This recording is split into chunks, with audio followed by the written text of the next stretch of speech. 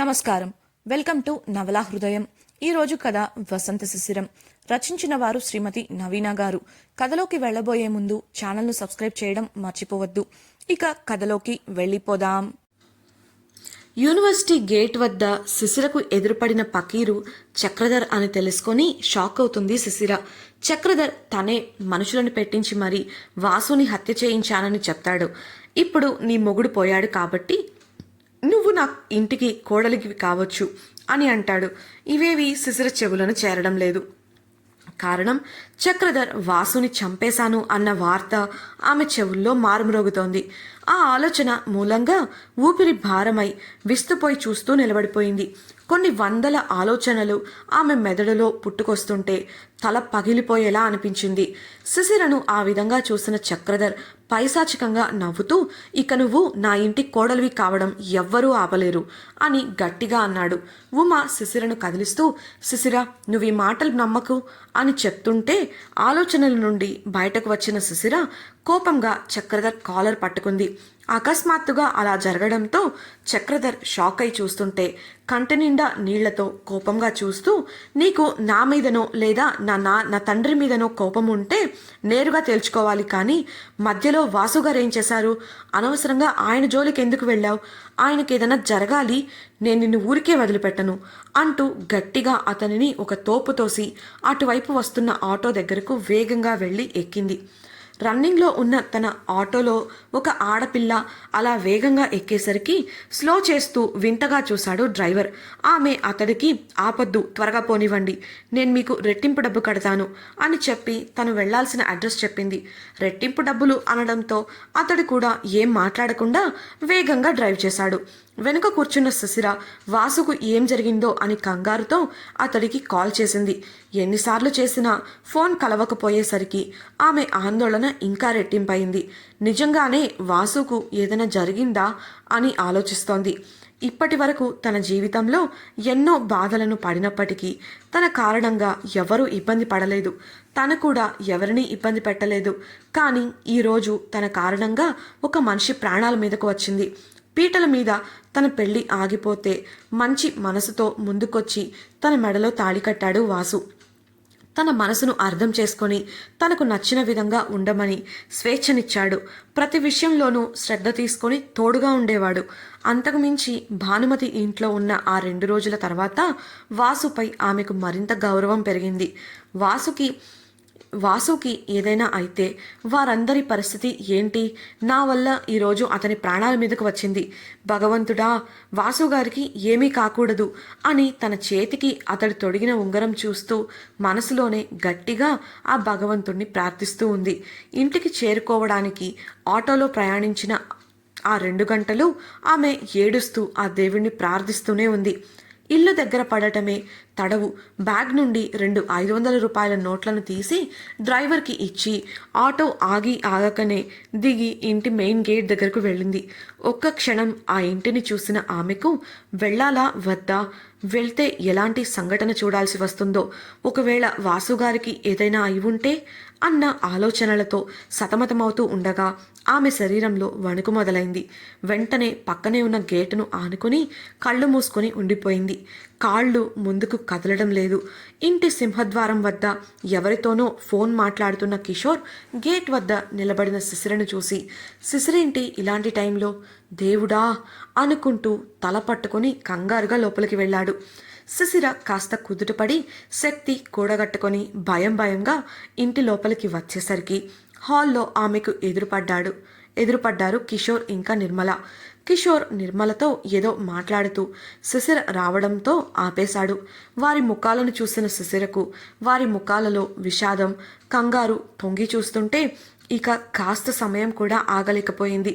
నోరు తెరిచి వాసు గురించి అడగబోతుంటే, శిశిరమ్మ వచ్చేసారా? బాగా అలసిపోయి ఉంటారు మీరు, మీ గదికి వెళ్ళండి, నేను మీకోసం ఏమైనా పంపిస్తాను అని నిర్మల శిశిరకు ఎదురు వెళ్ళింది. ఆమెను హాల్లో నుండే శిశిర గది వైపు పంపించాలన్న ఉద్దేశంతో అలా చెప్తూ శిశిరకు తన గదికి వెళ్లే మెట్ల దారిని చూపించింది నిర్మల. కానీ శిశిర కదలకుండా అక్కడే నిలబడి నిర్మలను కిషోర్ను చూస్తూ ఉంది.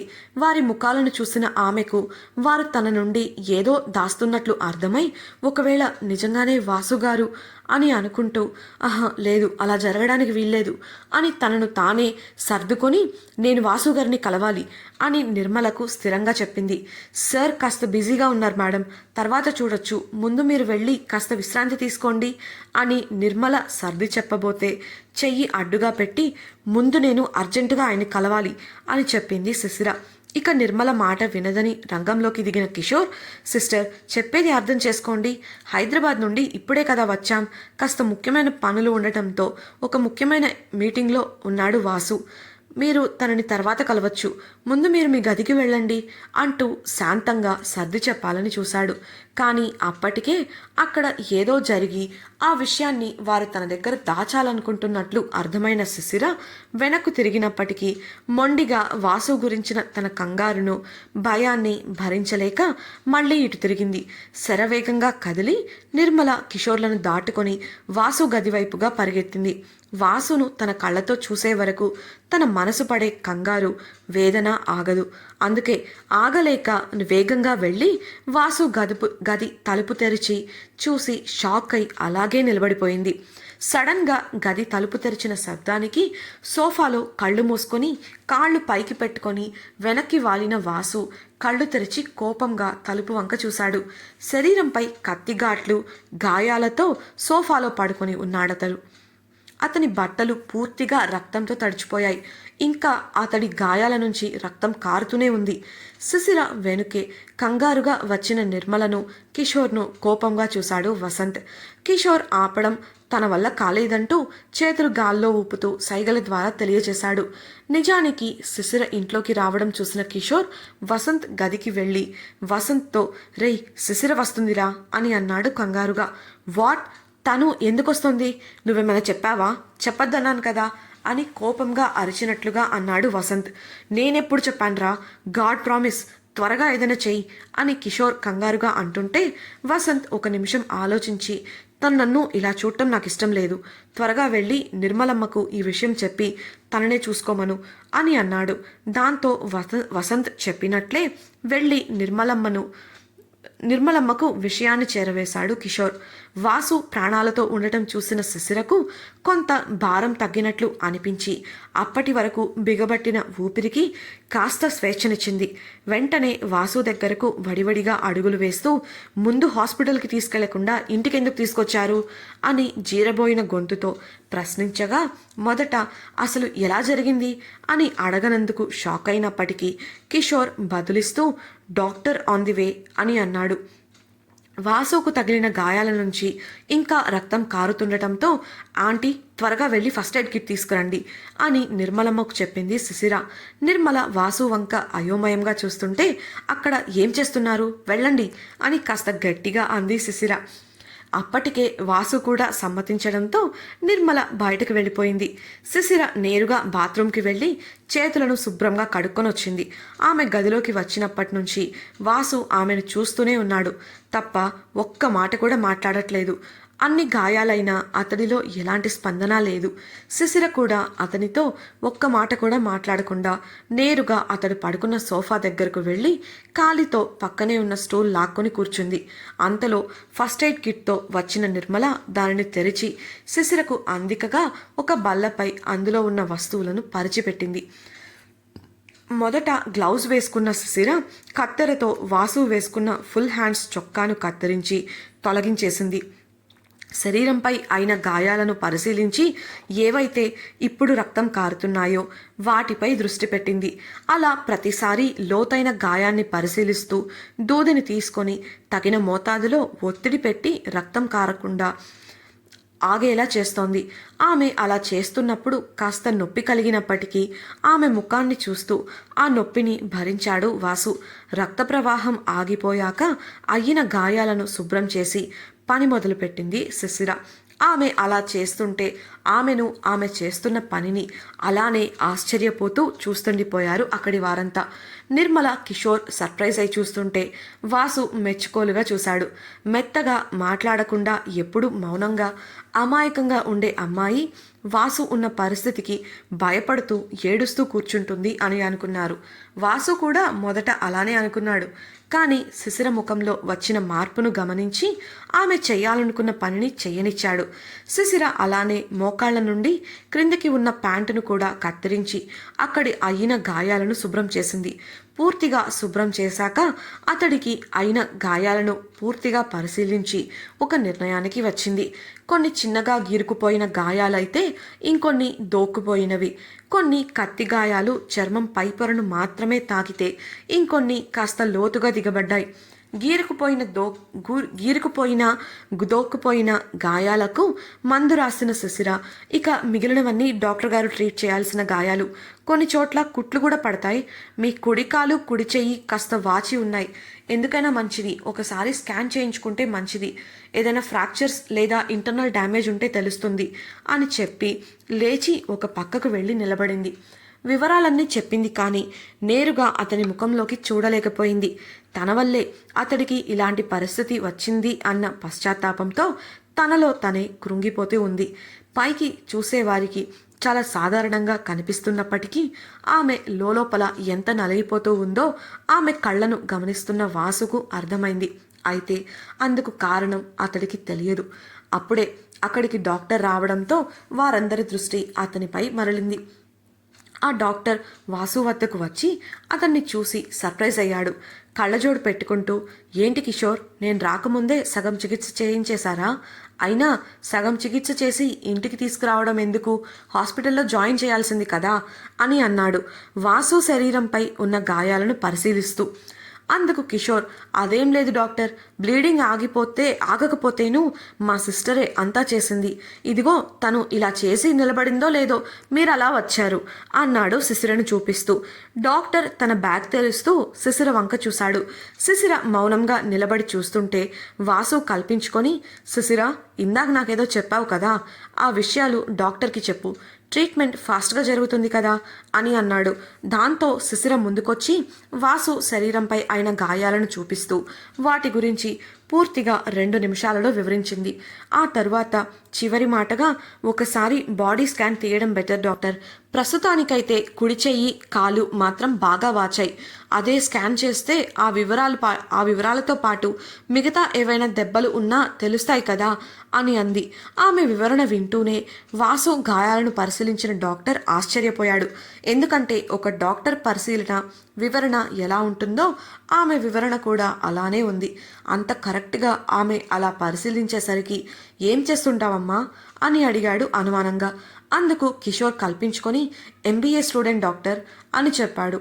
ఎంబీఏ చేస్తూ మెడికల్ నాలెడ్జ్ ఎలా అని డాక్టర్ అయోమయంగా అడుగుతుంటే అందరూ ఆమె సమాధానం కోసం ఆసక్తిగా చూస్తున్నారు. ఆమె కాస్త జంకినప్పటికీ చెప్పేదాకా వదలని అర్థమై, స్కూల్ టైం నుండి ఎన్సీసీలో ఉన్నాను. ఎన్సీసీలో సహాయక చర్యల్లో భాగంగా మెడికల్ క్యాంప్స్, రూరల్ డెవలప్మెంట్ క్యాంప్స్లో వర్క్ చేస్తూ ఫస్ట్ ఎయిడ్ చేయడం నేర్చుకున్నాను అని మెల్లిగా చెప్పింది. వాసుకి ట్రీట్మెంట్ చేస్తూ ఉన్న డాక్టర్ నైస్ వర్క్ అని ఆమెను మెచ్చుకున్నాడు. అందుకు అందరూ సంతోషించారు. కానీ శిశిరలో మాత్రం ఎలాంటి స్పందన లేదు. వాసుకి గాలి నిండుతున్న బూరలా ఉబ్బిపోయి ఎర్రగా కందిపోయి కనిపించింది ఆమె ముఖం. అందరి ముందు కదిలించడం సబబు కాదని మౌనంగా ఉండిపోయాడు. లోతుగా దిగిన గాయాలకు కుట్లు వేయాల్సి రావడంతో ఆ భాగాల వరకు మత్తు ఇవ్వాలని చూస్తున్న డాక్టర్ను చెయ్యి పట్టి ఆపేశాడు వాసు. డాక్టర్ షాక్ అవుతూ, ఇది కేవలం మత్తుమందు మాత్రమే, దీనివల్ల మీరు స్పృహ కోల్పోరు. కేవలం గాయాలైన భాగాలలో చర్మం మొద్దుబారి మీకు కుట్లు వేసేటప్పుడు నొప్పి లేకుండా ఉంటుంది అని వివరించగా గంభీరంగా, అవసరం లేదు, మామూలుగానే కుట్లు వేయండి అని అన్నాడు వాసు. ఒకసారి చుట్టూ ఉన్న వారిని చూసిన డాక్టర్ వాళ్ళు కూడా తనలానే షాక్ అయి చూస్తుండటంతో చేసేదేం లేక కుట్లు వేయడానికి పూనుకున్నాడు.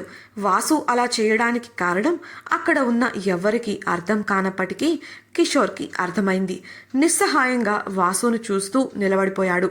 డాక్టర్ జాగ్రత్తగా కుట్లు వేయడం మొదలుపెట్టగా నొప్పికి బాధని పంటి బిగువన భరిస్తూ వస్తున్న కోపాన్ని అణిచిపెట్టి మౌనంగా కళ్ళు మూసుకున్నాడు వాసు. కాసేపటికి అతడి బాధను చూడలేని శిశిర కిషోర్ పక్కకు వెళ్ళి మెల్లగా అన్నయ్య అని పిలిచింది. ఏంటన్నట్లు చూసిన అతడితో వాసు గారికి మత్తు వల్ల ఎలర్జీ ఏదైనా ఉందా అని అడిగింది. అలాంటిదేం లేదమ్మా కిషోర్ చెప్పడంతో డాక్టర్ ఫిల్ చేసి పెట్టిన అనస్థీషియా ఇంజెక్షన్ని చేతిలోకి తీసుకొని చెక్ చేసింది. మరుక్షణమే డాక్టర్ గారు అనస్థీషియా ఎక్కడివ్వాలో చెప్పండి అని అనడంతో అందరూ అవాక్ అయ్యారు. డాక్టర్ వాసు వంక చూస్తుంటే వాసు చూపు మాత్రం శిశిర పైనే ఉంది. ఆమె మొండిగా వాసుని ఒక చూపు చూసి డాక్టర్ ఇన్స్ట్రక్షన్స్ కోసం ఎదురు చూస్తుంటే ఇదంతా చూసిన కిషోర్కి నవ్వొచ్చింది. అక్కడ నవ్వితే బాగోదని డాక్టర్ భుజంపై తట్టగా డాక్టర్ షాక్ నుంచి తేరుకొని చూశాడు. కానివ్వండి అని కిషోర్ సైగ చేయడంతో శిశిరకు ఇన్స్ట్రక్షన్స్ ఇవ్వడం మొదలుపెట్టాడు డాక్టర్. అతడు ఇచ్చిన ఇన్స్ట్రక్షన్స్ని తూచా తప్పకుండా ఫాలో అవుతూ వాసుకి మత్తు ఇచ్చిన శిశిర సైలెంట్గా పక్కకు వెళ్ళి నిలబడింది. ఆమెకు ఎలాగూ చికిత్స గురించిన అవగాహన ఉంది అని ఆమె వాసుకు చేసిన ఫస్ట్ ఎయిడ్ ద్వారా తేలడంతో ఎవ్వరూ అడ్డు చెప్పలేదు. అలా డాక్టర్ కాసేపట్లో కుట్లు వేయడం పూర్తి చేసి ప్రిస్క్రిప్షన్ ఇచ్చాడు.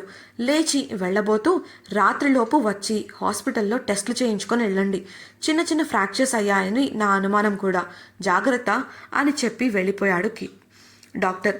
కిషోర్ ఆ విషయమై వాసుని అడగగా నువ్వెళ్ళి కార్ తీయి మేము వస్తాం అన్నాడు. అతడు వెళ్ళిపోగానే నిర్మల కూడా కావాల్సినవి చూసుకోవడానికి వెళ్ళగా మెల్లిగా కదులుతూ లేవడానికి ప్రయత్నించాడు వాసు. శిశిర అతడిని ఆపి నేను సాయం చేస్తాను అంటూ తాను డ్రెస్ మార్చుకోవాలని చెప్పాడు వాసు. అతడి కబోర్డ్ నుండి నార్మల్ షార్ట్ ప్యాంట్ తీసుకొచ్చి షర్ట్ వేసుకోవడానికి అతనికి సాయం చేసింది. ప్యాంట్ వాసుకి ఇచ్చి బాల్కనీలోకి వెళ్ళిపోయింది. మౌనంగా అన్నీ చేస్తూ ఉన్న శిశిరను గమనించిన వాసుకు ఆమెలో మరో కోణం కనిపించింది. అతడు డ్రెస్ మార్చుకొని కూర్చోగా కాసేపటికి బాల్కనీ నుండి లోపలికి వచ్చిన ఆమె వాసు పక్కన వెళ్ళి నిలబడి అతడికి లేవడానికి సాయం చేసి అతడి చేతిని తన భుజంపై వేసుకొని అతడికి ఆసరాగా మారింది. అలాగే నెమ్మదిగా నడిపించుకుంటూ తలుపు దగ్గరికి తీసుకెళ్ళింది. వెళ్తున్నంతసేపు ఆమెను చూస్తున్న వాసు తనకు నడక వల్ల నొప్పి కలిగినా పంటి బిగువన పట్టి భరిస్తూ ఉన్నాడు. అతడు అరవకపోయినప్పటికీ అతడికి కలుగుతున్న నొప్పి స్థాయిని అర్థం చేసుకోగలిగింది శిశిర.